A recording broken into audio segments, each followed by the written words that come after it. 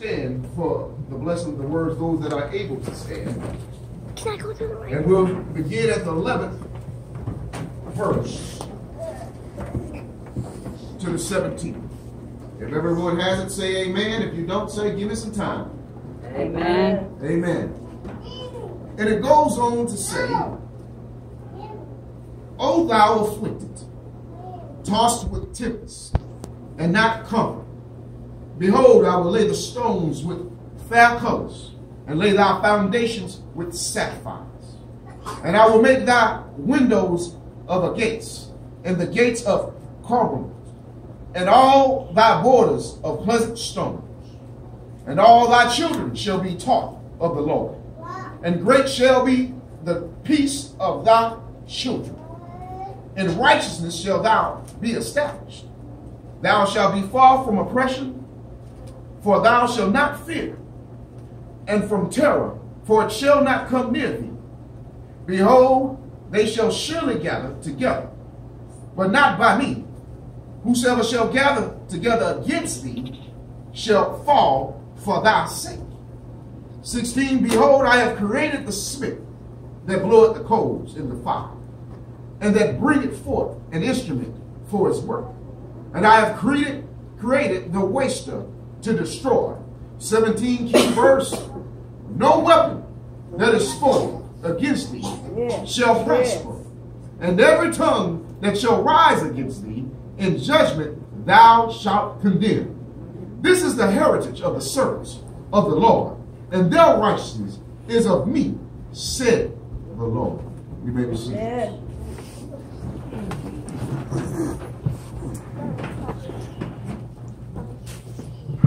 To put a title to this, for today's subject,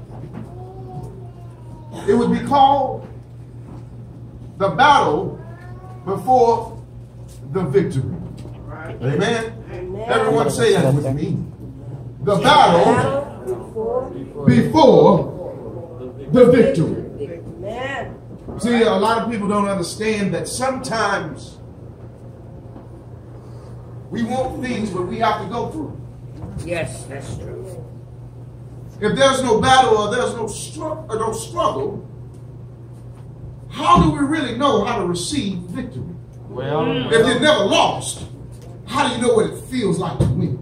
Yeah, all right. And through sometimes of our struggle and losing, we learn how to appreciate the victory. All right. Well, you see, as I get ready to break down these scriptures, we must understand that God has made us victors. We have victory on the end, but where does our faith lie? Right. Amen. Well. And so as I start to break this down, it says, though all afflicted, tossed with a tempest. And a tempest was a storm. That's what it means, a storm, okay? The raging waves. And not comforted. Behold, I will lay the stones with far colors and lay the foundations with sapphire. He's sitting there telling us, even though you feel that you're alone and you feel that you're going through storm, I'm with you. Yeah. Trust my way, I'm making a way. Amen.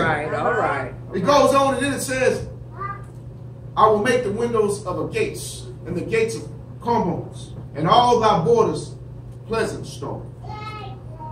And all thy children shall be taught of the Lord. And great shall be the peace of thy children.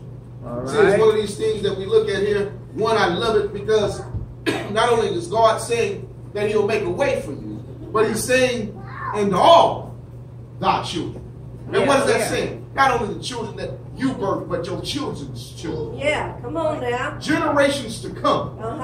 He said, shall be taught of the Lord. But that reminds me, when I sit here and I understand that in Hebrews, God said that he's putting the word in our hearts. All right. So here we are in Isaiah, but when we move into New Testament, we're seeing that God doesn't lie. All right. We call it morality. We call it doing the difference between the right and wrong. But God said, I put my laws in your heart. All right. That's why we know from a baby before they touch the light switch, they kind of look at you. And because they know when they about to do is wrong. Yeah, yeah. God put it That's in. true. Come on now. Amen. Excuse me. But now he's sitting there telling you that I put it in the heart. And we should understand when the Bible tells us that is why it's important that we train up a child in the way that he should go. Yes, yes. What is the ways? The ways of God. We must train our children to understand who God is. Train our children to understand what Christ did for us and who he is. But to understand if by doing this, God said, I'll give you peace. All right. Even though you may feel alone, even though you may feel the storms are coming and raging, I'm with you. Yes, Amen. yes. He says, if we look at the 14th verse, in righteousness shall thou be established. This is key for us to understand. In righteousness, if those have heard me before, I tell you it was accounted to Abraham for righteousness because he believed in God. Well. Question we go back into understanding, even in Sunday school we covered it a little bit. Where's your belief? Yes, yes, Lord. Where does your belief lie? Yeah. Does your belief lie in your cousins and mama and them, or does your belief lie in God? All right. Christ told me if I'm not willing to leave mother and follow him. Yes, yes. So where's my belief? In your righteousness, you are established. Let us be established. See, because the key thing of this is, what's the opposite of that? If you have no righteousness, you're not established. All right. Did we catch that? Man. If you have no righteousness, we're not established. All right. All right. That's sad to say, but we have a lot of unrighteous people Amen. that's not established. And when you're not established, don't expect what God said he was going to make a way for you. He not All talking right, to me. all right. He not talking to me. If I'm not being righteous. Amen. Amen. And so, he says, thou shalt be far from oppression, for thou shalt not fear, and from terror, for it shall not come near thee. Now, it's a thing to understand that oppression, whether we're dealing with the presidencies, where we're dealing with the things of people that are trying to oppress, when you are a son or daughter of God, they can try it, but they won't win. We understand. All right. See, when we look at it here, it says, shall not fear. See, the thing that we struggle with sometimes is not understanding what Timothy tells us. Well. All right. See, when Timothy tells us that God said he didn't give us the spirit of fear, but of what? Sound mind. Y'all can help me out. What? Peace. Power. Love. Power. Sound mind. Love. So sometimes we get in situations looking at what the oppressor is trying to do, and we allow fear to enter into us. Not understanding that God didn't give you the spirit of fear. So you should take that thing out. So now we're looking at, we say, let us be established. Let us not have fear. But 15 says, behold, they shall surely gather together, but not by me. What is he saying? Well, what we just said. People will come against you. Yeah. All right. Later on in the New Testament, God tells you that you're going to face prosecution. You're going to face people lying on you. Yes, sir. You're going to face these things to try to destroy you. Yeah. But we must have faith. Yeah. Yes, yes. Because we must understand that this is also a testament of our faith. Amen. What team do I know you're playing on if I don't put you in the game? Come on. All right, all right. I must put you in the game. You were sitting on the sideline talking about you was something like Michael Jordan. You came with your little Nike shoes on, your nice expensive windsuit, got you on the court. You're playing like Big Bird. My. If we don't go through life showing our faith, Come on. what team are you on? If you don't go through understanding that people is going to come at you, how do you conduct yourself when people come at you? Do you believe in God? Oh, yeah. Yes. Do we understand that God will never forsake us? So I should conduct myself as a son and daughter of God. Amen. Amen. And so now, he's letting you know, whosoever shall gather together against thee shall fall for thy sake. Amen. If I'm with God, who can be against you? Amen. Yeah. They come, but they ain't gonna make it. Come on now. They stand, I stand, but who God is with. They fall. Mm-hmm. Now when they fall, what do I do? Do I pray for them? Do I ask them to find my God and your God? Uh-huh. To stand on his sure mercy so that they can rise up. But he's sitting here telling you, they shall fall for thy sake. 16, it says, behold, I've created the smith Yeah. that bloweth Yeah. the coals in the fire, and that bringeth forth an instrument for his work. I've created the waster to destroy. That verse right there is important, because one, God is telling you that I'm the creator of everything. Amen. Oh, yeah. When I read later on in the Bible, for those that read, God says I'm the creator of good and evil. Amen. Because where's your faith? Who do you serve? You got free will. You got choice.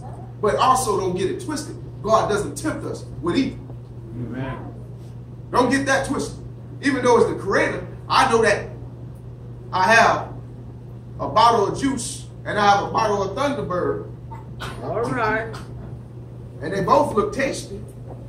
But which one do I choose? Here we look at it.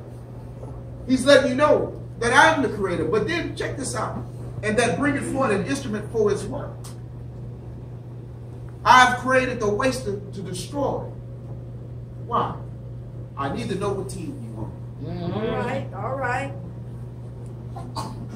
I love you, but I want you to love me. Yeah. Amen. Who do you choose in your time of struggle? Doing your battle? Are you ready to cuss them out, punch them out, lay them out? My. Are you ready to pray for them? Ask God, Father, forgive them, for I know not what I do. Yeah. Yeah. Father, make me a clean heart. Father, let me go through, because they don't know no better. Well. Are we willing to do it? I know it's hard sometimes. Yes, Because it is. sometimes people just get on the nerve. Yeah. Yes, sir. Sometimes you just wish you could just slap them on the other cheek. But I'm here to tell you, God said, vengeance is mine. Yes, Said the sir. Lord. Lord. And as we start to grow into God in the Spirit, we start to understand that I have to do nothing but continue to walk by faith, not by sight. Amen. Because as I walk by faith, Yeah. not by sight, I start to watch those that said that they were my enemy and they would come against me. I start to watch them fall. I start to watch when they understand that the enemy becomes my footstool. Yeah. But then I also understand that it's my job to love them and to increase them. Yeah. Amen. To show them the forgiveness that they didn't want to give me. That's right. To show them the love that they didn't want to give me. Well. Why? Because when it turns around, they're going to love not only me, but Come God on. even Come more. on. Come Yeah. on. Yeah. Because he's merciful. But then we get to the key one, and we hear this one all the time. It says, no weapon that is formed against thee shall prosper. And every tongue that shall rise against thee in judgment, thou shalt condemn. This is the heritage of the servants of the Lord. And that unrighteousness is of me, said the Lord. One, I like this because if you look at chapters over, you see a prophecy of the coming of Christ. When we look in Isaiah 53, and all these things are showing you the purpose of what Christ does. But I love it because if we look at the beginning part, and sometimes we have to look at the detail of it. And it says, no weapon that is formed, where I see weapon and I see form. That lets me know that it's going to be weapons here. Oh, Yeah. yeah. Yeah. They're going to form. Yeah. See, then we have to understand what is a weapon.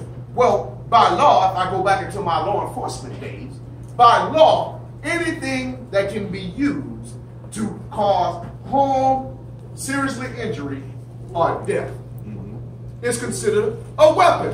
Yeah. That means I can take this, I can take a pencil or a bazooka, and it's considered a weapon if my intent is to harm, Well, injure, All right. or cause death. Uh-huh. Now, the God tells me that the devil comes to what? Steal, kill, and destroy. Amen. And so now I'm telling you, are you the weapon of good? Or are you the weapon of bad? Well, See, because even well. spiritually, when you speak or when you do certain things, you might be formed to try to destroy.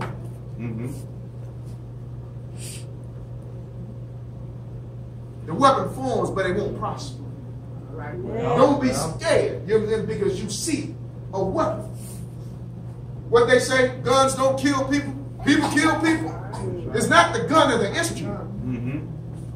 It's the person or the usage behind it. Do we understand it? Sometimes when we walk our path, that's why we must be clear in what we're doing and how we're handling people. Sometimes we can say some things even when it's not intentional. And because we really didn't watch what we said, Yeah. it affected that person in a Yes, way. sir. Uh-huh. I'm guilty of it. But I had to learn to start teaching myself to clarify and ask. One, if I offend you, please come to me. Because my intent wasn't to offend. And I never want my good evil spoken of. My good intention. Amen. Well, Sometimes we don't understand the situations that people went through with their backgrounds, whether it was dealing with molestation, whether it was dealing with rape, whether it was dealing with abuse. We don't know what they went through. yeah. And so sometimes to us that we don't look as a problem, we can say some things and it affects them. Yes, sir. Yeah. Yes, Now, sir. yes, we understand that it's insecurities and things that they must deal with and get over with God, but we also must understand that we cannot be stumbling blocks. Well, Yeah. So we must be approachable. We must be able to sit there and say, forgive me because I did not mean to bother. Yeah. But also, we also must be open to communicate when something does offend us. It says, come to your brother. Yes. Not nasty, well, but sincere and humble. amen. Amen. But it gives no weapon that is formed against thee shall prosper. And I love it because it says that every tongue that shall rise against thee in judgment thou shalt condemn. One, let's clarify this. One, we know that Proverbs 18:21 says that there's power in the tongue, right? Life or death, right? So what you speak has power. Let's get that. We understand that, right? Somebody said sticks and stones may break my bones, but words will never hurt me. Maybe I'm looking for that person who's dead. Because he lied. Right. Or she. Because words hurt. Yes, sir. Man. Your bone can heal. Sometimes we walk around here with scars from life and what somebody didn't told us. Yes, sir. I have a lot of people that's not forgiving one another because of what somebody said. All right, all right. I had somebody the other day come to me talking about they had a question and say, Red, Dr. Hunt, somebody told me you ain't been baptized. I said, what? First I said, well, who was they saying? Well, I ain't going to say that. I'm like, why you coming telling me? I know that's right. But it shows what people do. Oh, yeah. Now, how am I baptizing people and I ain't never been baptized? Matter of fact, I've been baptized 2 to 3 times. Because the first time I didn't know why I was being baptized. Mama made me be baptized. Yeah, yeah. Then I got baptized because when I knew that I said, okay, God, I surrender to you. I wanted to do it again. Now, you only need to be baptized once, as long as you know why you're being baptized. But this is what I do, okay? But it goes through that people will talk on you even when you don't say anything. Yes, sir. And if you can't walk around with the strength of God on you, they'll hone you down. Amen. Amen. But we got to understand, God said, I will never forsake thee. God said, no weapons formed shall prosper. Yeah. So there's no need of you being worked. But it's the need for you to say, God, I serve you and let me go. Well, There's no need for you to sit there and cry and weep about what they're trying to do to you. Yeah. But to say, God, I know that you strengthened me and made me whole. Yes, yes. Yeah. Huh? Yes, sir. By stripes I'm what? Healed. Yeah. And so I love it because he says, and every tongue that shall raise against thee in judgment